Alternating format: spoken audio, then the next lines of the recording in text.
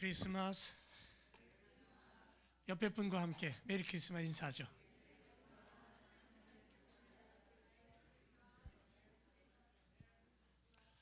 메리 크리스마스를 구찬화하는 분도 계시나? 그렇진 않겠죠? 아이들의 울음소리가 들리니까 얼마나 감사한지 모르겠어요. 그죠? 요즘 애들 울음소리 듣기 힘들어요. 교회에서 정말 참 어려운 시대입니다. 그런데 우리는 아이들의 울음소리를 들을 수 있고, 또 아이들이 사무실에 와서 사탕 달라 그러는 것도 좋고요.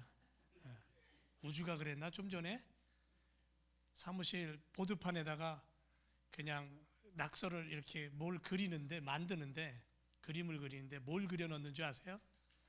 뭘 그려놨냐면요, 똥을 그려놨어요.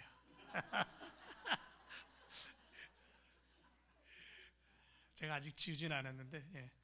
자, 오늘 하나님의 열심에 대해서, 포기하지 않으신 사랑에 대해서 함께 말씀 나누기를 원합니다. 이사야서 9장 7절 함께 읽습니다. 시작. 그 정사와 평강에 더함이 무궁하며 또 다윗의 위에 앉아서 그 나라를 굳게 세우고 자금 이후 영원토록 공평과 정의로 그것을 보존하실 것이라. 만군의 여호와의 열심히 이를 이루시리라. 아멘. 가능하면 빨리 설교를 마치는 게 오늘 또 좋겠죠. 2부 순서도 있고. 예? 아니라는 분이 없는 것 같은데 설교 짧은 게 좋다는 거예요. 어쨌든 자, 기다림으로 시작되는 성탄입니다. 하나님의 열심은 뭐냐면 처음부터 타락한 인간을 향하여 그분은 그 타락한 인간들을 구원하기 위해서 일을 시작하신 분이 하나님입니다. 그러니까 창세기부터 우리는 뭘 들여다봐야 되냐면 하나님이 열심을 내시는 것을 들여다봐야 돼요. 열심을 낸다는 건 뭔 얘기냐면 움직인다는 거고요. 움직인다는 것은 뭔 얘기냐면 땀을 흘린다는 거예요. 그러니까 창세기부터 하나님의 계명을 어기고 말씀을 어기고 선악과를 따먹고 타락한 인간을 향하여 하나님은 무엇을 시작하셨냐면 열심이라는 것을 시작하셨다라는 거죠. 그래서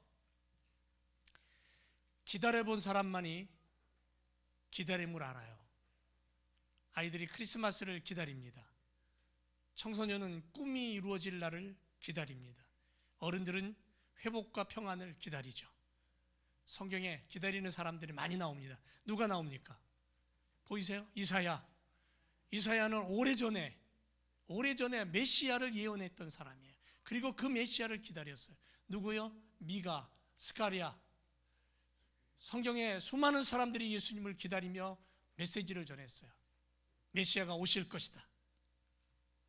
동방박사들 별을 보고 연구하다가 메시아를 기다리는 마음, 그분이 태어날 그 시간을 바라보면서 예물을 들고 먼 길을 찾아옵니다. 목자들은 들판에서 밤을 지새우며 천사의 예수 탄생 소식을 듣고요, 시몬과 안나는 성전에서 평생을 예수님 만날 소망 가운데 기다렸습니다. 그리고 오늘 우리가 사는 이 시대에는 마라나타 주 예수여 어서 오시옵소서, 다시 오실 재림의 주님을 기다리며 사는 삶이 오늘 우리들의 삶인 줄로 믿습니다. 그래서 성탄은 기다림의 끝이 아니라 하나님의 열심이 시작된 날인 것을 우리는 믿어야 됩니다. 이사야는 오늘 본문에서 하나님을 뭐라고 부르냐면 만군의 여호와라고 부릅니다. 만군의 여호와. 만군의 여호와의 열심이 뭘까? 이사야가 부른 만군의 여호와는 어떤 의미를 담고 있을까? 여러분, 이 말에는요 이런 뜻이 있습니다. 만군의 여호와라는 것은 무슨 뜻이냐면 아무도 막을 수 없는 하나님, 그분이 뜻하시면 누구도 막을 수 없다. 또 그분이 하신 말씀은 반드시 이루어진다. 그래서 포기하지 않고 일하시는 하나님을 뜻할 때에 만군의 여호와라는 이름이 안에 들어있는 의미예요. 이사야는 그 하나님을 이렇게 부르고 있는 거예요. 성탄절은 하나님께서 우리를 향해 얼마나 진심이셨는가를 느끼는 시간이에요. 얼마나 열심을 내셨는지를 보여주는 날이 성탄절이라는 거죠. 우리는 이것을 하나님의 땀방울이다, 하나님의 몸짓이다, 이렇게 부르고 싶어요. 하나님이 흘리신 땀방울, 나를 사랑해서, 나를 건지기 위해서, 나를 천국 백성 만들기 위해서, 나를 새롭게 하기 위해서 그분이 처음부터 내신 그 열심 안에는 그분의 몸짓이 있었고 그분의 땀방울이 있었다. 그렇다면 강력한 주권으로 일하시는 만군의 여호와 하나님의 열심, 하나님의 땀방울은 과연 무엇일까? 첫 번째로 하나님의 열심은 뭐냐면요, 화해입니다. 화해. 먼저 손을 내미셨어요. 먼저. 아니, 죄지은 것은 난데, 선악과를 따먹은 것은 인간인데, 하나님의 명령을 거역한 것은 인간인데, 하나님이 오히려 손을 내밀면서 뭐라 그러셔요? 돌아오라고 말씀합니다. 그게 바로 하나님의 화해의 손길입니다. 그래서 화해의 은혜란 뭐냐면요, 예수님의 탄생은 나는 아직 너를 포기하지 않았다라는 화해의 손짓, 그거라는 거예요. 하나님과 멀어졌던 관계를 회복하는 손이고요, 두려움과 죄책감에 빠진 인간을 다시 안아주시기 위한 손이고요. 그래서 우리가 할 일은 어렵지만 어떻게 해야 돼요? 부끄럽지만 붙잡으면 돼요. 그 순간 우리는 하나님의 자녀가 되고 평안을 누리고 하나님을 뭐라고 부를 수 있어요? 아버지라고 부를 수 있는 거예요. 아버지라고. 이게 하나님의 열심의 첫 번째, 화해의 은혜입니다. 두 번째는요, 하나님의 열심은 임마누엘입니다. 임마누엘. 함께 걷겠다, 함께 하겠다. 그래서 하나님은 멀리서 명령만 하시는 분이 아니라 우리와 함께 울고 우리와 함께 걷고 함께 기뻐하는 분, 임마누엘. 마태복음에 보면요, 임마누엘로 시작해서 뭐로 끝나요? 임마누엘로 끝납니다. 보라, 처녀가 잉태의 아들을 낳을 것이요 그 이름을 뭐라고 해라? 임마누엘이라 그래. 그런데 마태복음 28장 마지막 부분에 가서 뭐라 그래요? 볼지어다 내가 세상 끝날까지 너희와 항상 어떻게 한다? 함께 할 것이다. 임마누엘을 얘기하셔요. 그래서 우리가 외로울 때 함께 하시고, 우리가 흔들릴 때 떠나지 아니하시고, 우리가 사명을 감당할 때 능력으로 동행하시고. 임마누엘의 핵심이 뭐예요? 하나님은 오셨고 지금도 계시고 끝까지 떠나지 않으신다. 이게 임마누엘이에요.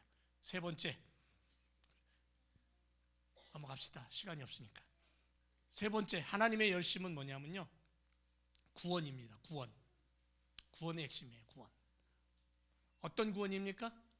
성탄은 착한 사람만을 위한 날이 아니다. 여러분, 나 착한 사람입니다. 손 들어보세요. 나만 손 들었네. 강한 사람만을 위한 날도 아니다. 연약한 사람, 실수한 사람, 죄 때문에 낙심한 사람 모두를 위한 날이 성탄이다. 믿습니까? 하나님은 너는 아직 가능성이 있어, 나는 너를 포기하지 않았어 라고 말씀하시면서 누굴 보내주셨어요? 예수님을 보내주신 거예요. 이게 성탄입니다. 하나님의 열심 네 번째는 뭐예요? 평생 그리고 영원까지 책임지시는 누구? 후원자라는 거. 후원자 하나님. 성탄절은 하나님이 우리의 후원자가 되시겠다고 선언한 날이 성탄절이에요.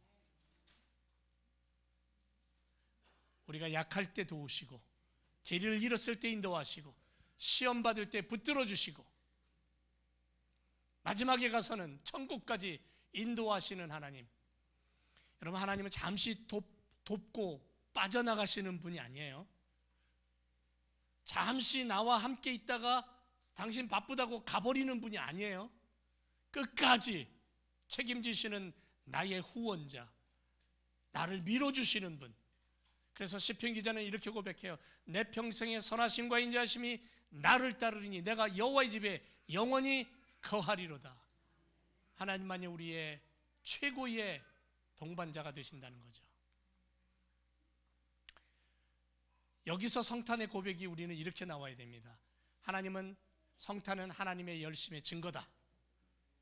그래서 성탄절은 장식만의 날이 아니라, 선물만의 날이 아니라 하나님이 우리를 얼마나 사랑하셨는지를 보여주시는 날이 성탄절이다.